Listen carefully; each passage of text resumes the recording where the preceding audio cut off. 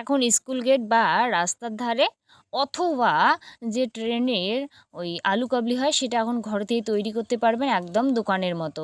তো তার জন্য থাকবে সিক্রেট মশলা, আর এপাশে আছে সেদ্ধ করা আলু। সেটা কিন্তু খুব ভালো করে এইভাবে টুকরো করে নিলাম, আর অঙ্কুর বের হওয়া এইখানটায় আছে ছোলা, সেটা দিয়ে নিলাম। তার সাথে ধনেপাতা সেটা অ্যাড করে দিলাম।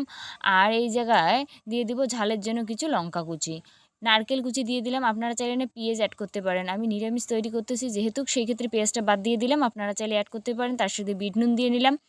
এরপরে ভাজা মশলা এইখানটায় আছে জিরা, ধনে, পাঁচফোড়ন আছে, আর আছে শুকনো লঙ্কা। এটা কিন্তু শুকনো খোলায় ভাজার পরে ভালোভাবে গুঁড়িয়ে নেওয়া। তার সাথে দিয়ে দিলাম শুকনো লঙ্কার গুঁড়ো আর একটু তেঁতুলের কাঠ দিয়ে দিলাম। খুব ভালো করে হাতের ছোঁয়া দিয়ে মাখতে লাগবে।